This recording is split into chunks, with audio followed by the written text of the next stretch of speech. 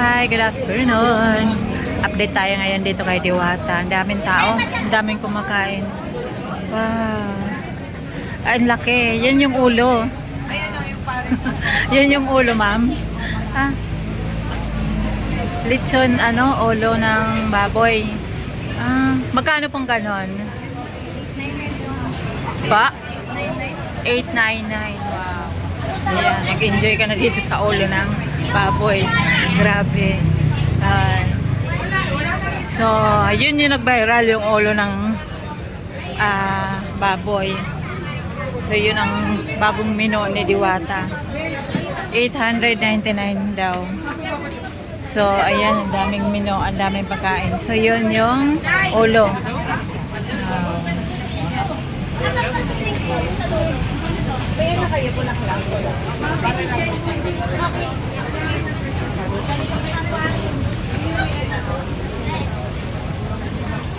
So, yun ang sitwasyon ngayon. Hello po. May sitwasyon dito sa Diwata. May bagong menu, yung ulo ng baboy. 899. Solve ka na rin. Solve ka na dun. Yung sa isang pamilya. Oo.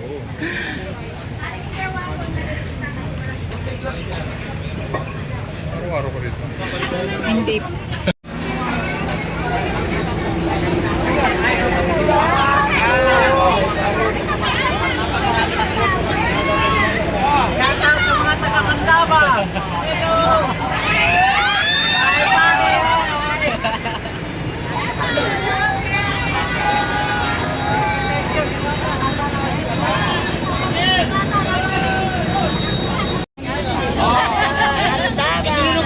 Diwata, idulin nyo?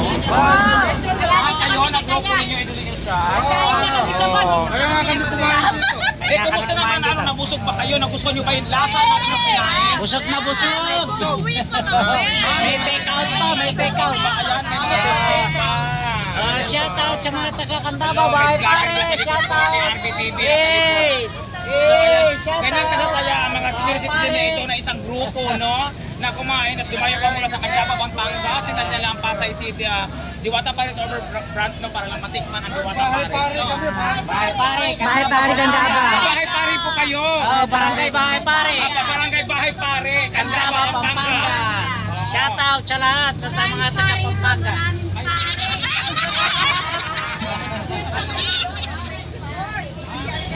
Social kayo doon, fiesta namin. Fiesta sa bahay pare, sa barangay bahay pare. Uuwi na po ba kayo? Yes! Masaya na kami.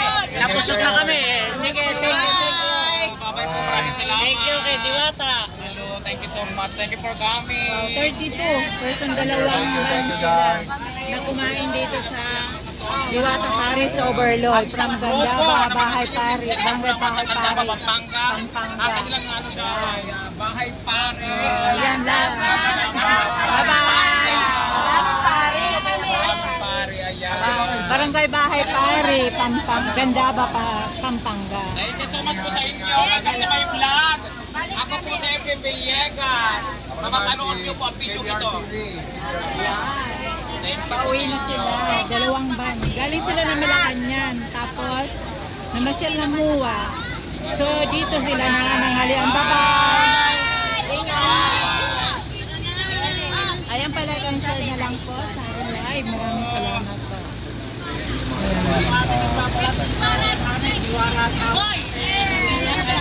Bye po, bye. Bye po. Ingat kayo sa biyahe.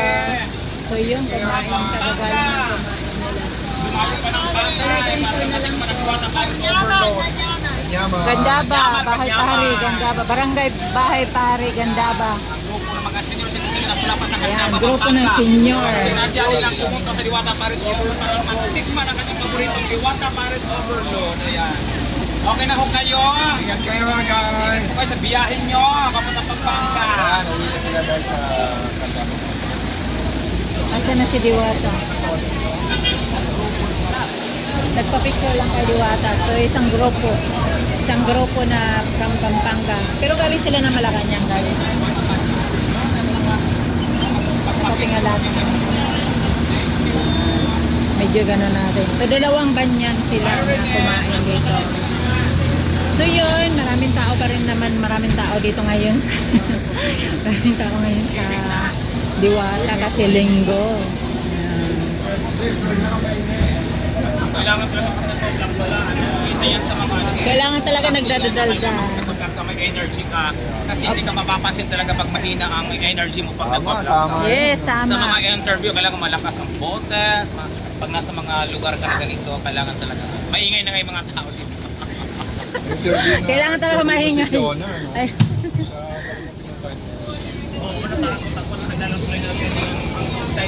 so dito muna tayo. Bibigyan. Kasi yung yung sa kaya ang kanyang pwesto dito nandiyan sa kanyang bagong menu. Ang dami kang Maswerte siya na yun ang naisipan niya, no? Dahil sa menu na yan, nagkaroon muli ng buhay at saka trending sa mga vloggers na kumukuha ng video dito. Ang menu na yan dahil pinagkakaguluhan at balita ko nagkakaubusan. Nasaksihan talaga mismo natin, di ba? Kanina, oo. Na nagkakaubusan ang menu na yan. Ang ultimo si Idol Diwata na mismo ang nag-prepare ng menu na yon dahil nga sa sobrang busy, sa sobrang haba ng busy, siya pila. lang yung nasa counter Oo, siya yung kanina. nasa counter. So, sobrang busy at saka kasikatan ng menu na yan na crispy ulo king, no? Na overload at saka crispy pata overload. Solid solid talaga, no? Oo, sulit talaga sa halagang 899. Pang 4 person, ano? Na nasa kanina, yung nasaksyan natin is ang isa pwede sa 4 to 6 persons sa Oo, no? 899. Ang crispy pata naman ay pwede sa 2 to 3 person o kahit 5 rin kayo pwede rin. Ayun, yan po si Efren Villegas, mga kababayan. My name is Efren Villegas, aka Sosima.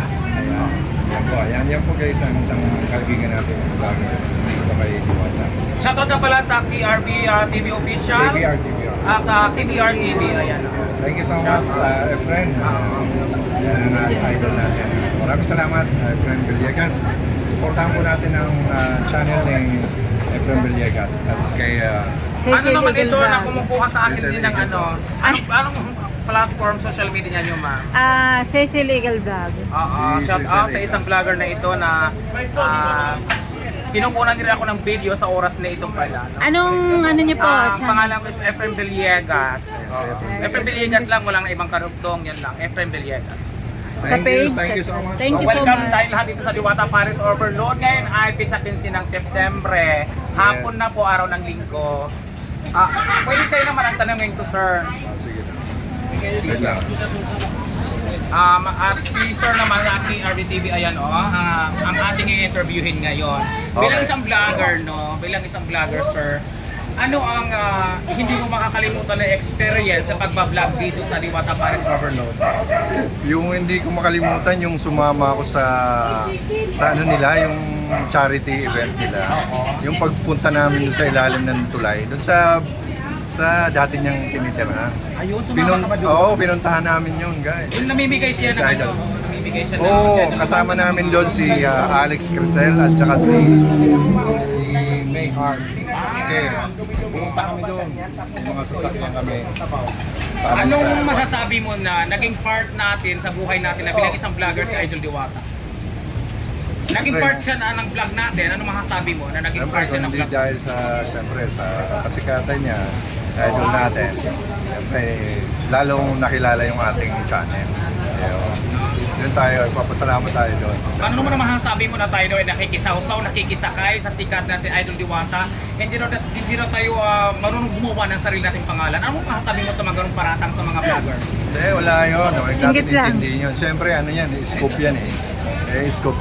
Siyempre, parang mga reporter lang yan. Pag may scoop dito na maganda, pupuntahan ng mga ano yan, ng mga TV personality, mga vlogger. Mga word na sip-sip daw tayo, dumidikit. Anong opinion mo sa ganun? Anong klaseng mga tao yung mga yung sa tingin mo?